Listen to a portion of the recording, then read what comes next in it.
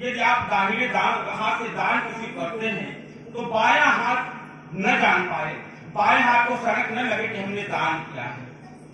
दान गुप्त होना चाहिए और दान गुप्त की जगह पर हमारा तो ऐसा मानना है क्योंकि हमने हम बात वही कहते हैं जो हमने अनुभव किया हो।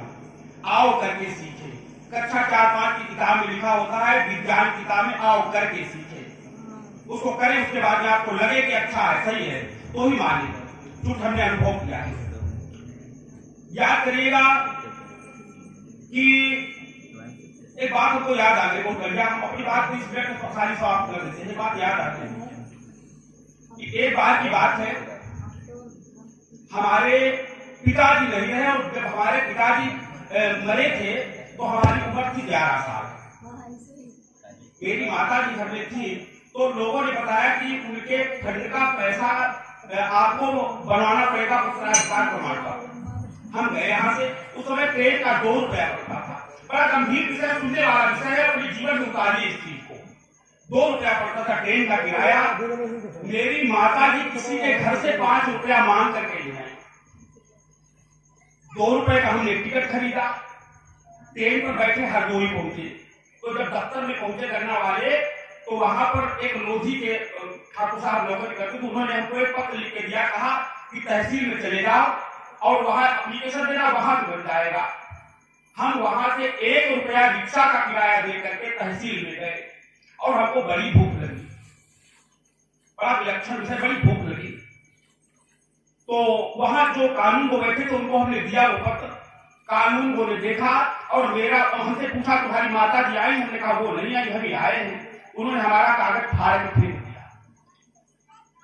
हमको याद है कि तहसील में उस समय एक खंभे लगे थे, बरामदा टाइप का बना था, हाँ तो बरामदा टाइप बना था, उस खंभे के पीछे हम कम से कम आधा घंटा रोते रहे।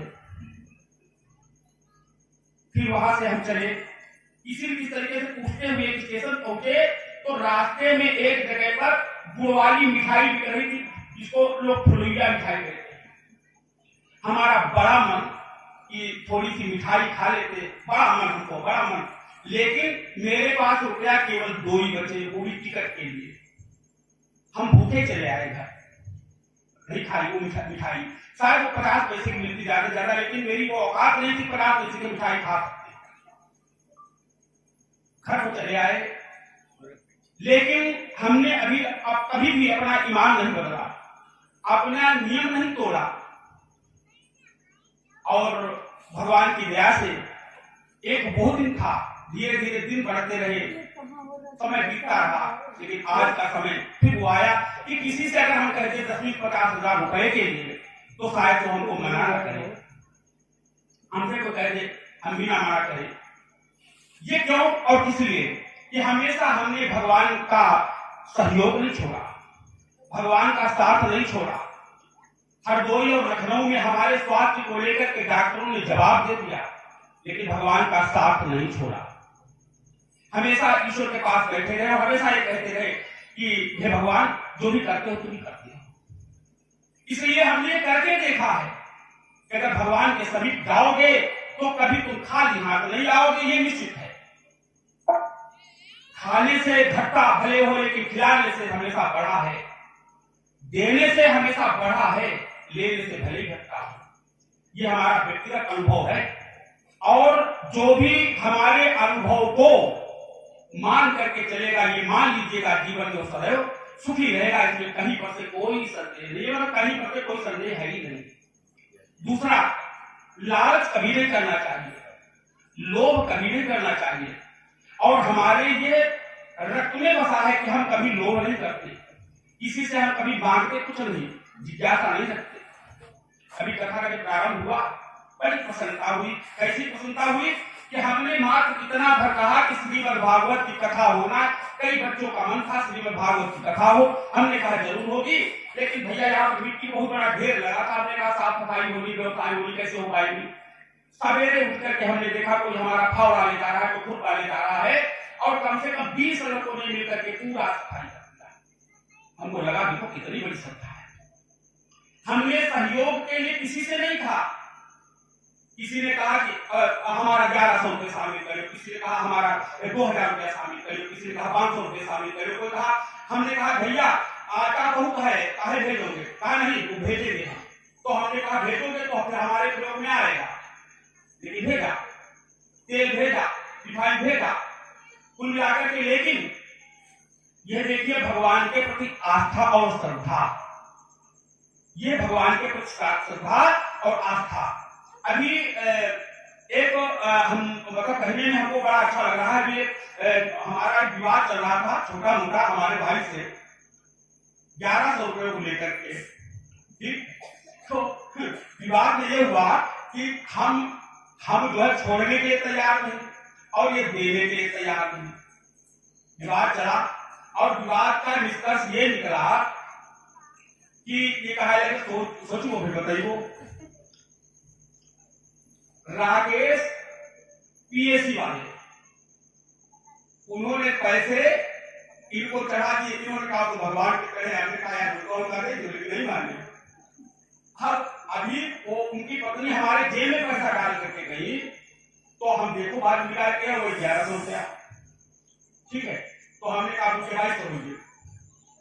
ठीक, तो खुल मिला करके इस तरीके से बहुत बढ़िया तरीके से कथा का कार्यक्रम चल रहा है। हम लोग कोई कथा कहने नहीं बैठे हैं, हम तो अपनी बात कहने बैठे हैं और बड़ा अच्छा सहयोग यहाँ का है और बड़े अच्छे लोग हैं।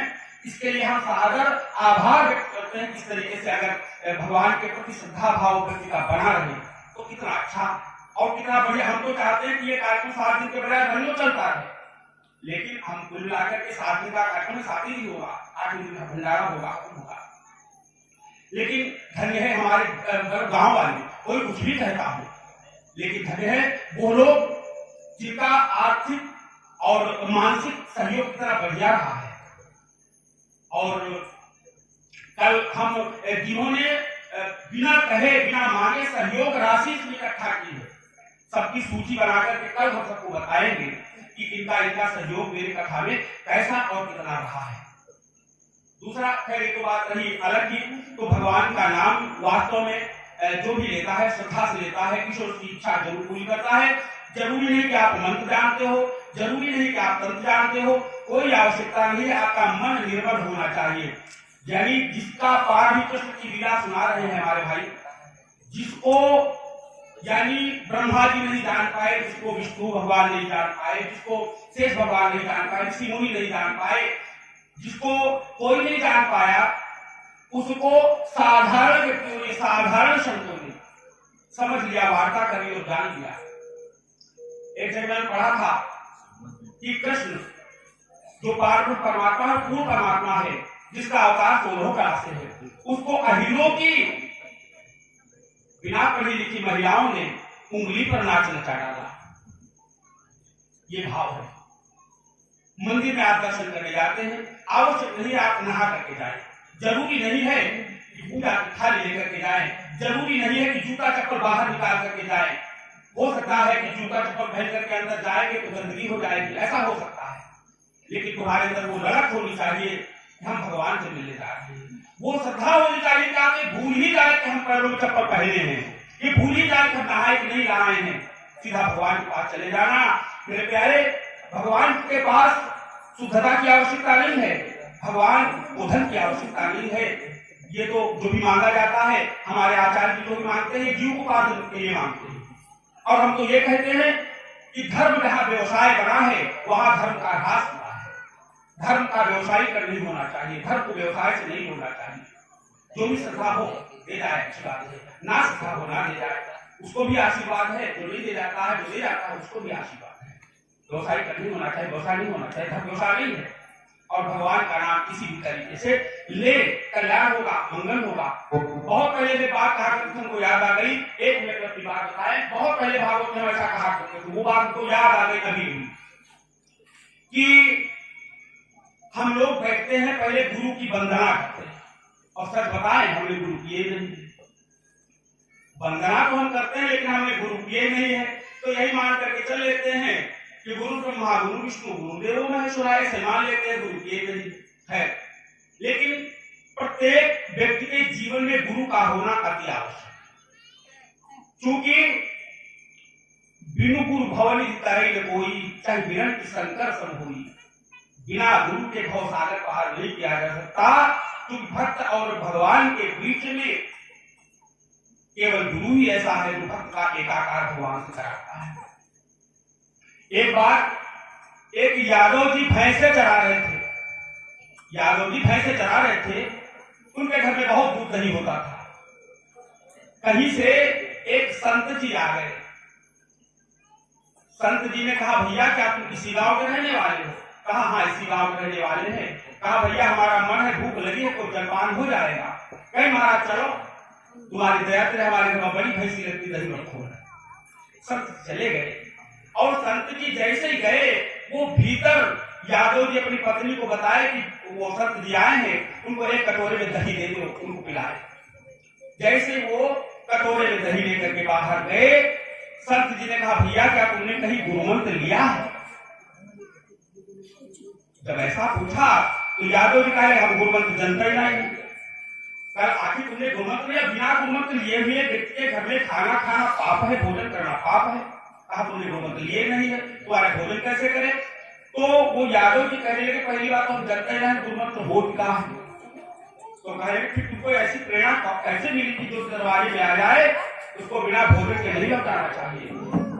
तो यादव जी को यह कौन बात बड़ी? कल यह तो हमारी मेरा कहा है। तो इसका मतलब तुमने गुरुमंत्र नहीं लिया है? कोई गए बताओ भीतर, कहे लगे सुनो ये दवाई, कहे लगे हम गुरुमंत्र ना लो, महात्मा भोजन ना करिए। तो दवाई कहे लगी, कहे गुरुमंत्र दे दे, भूखे लोग पाप लगे, कहे गुरुमंत्र दे दे। कहे लगा अंगूठा लगे, वो गुरुमंत्र दे दें। अंगूठा मंगाया गया और अंगूठा में गुरुमंत्र दिया। तुम संत ने सीता पति नंदनाय नवा का जाप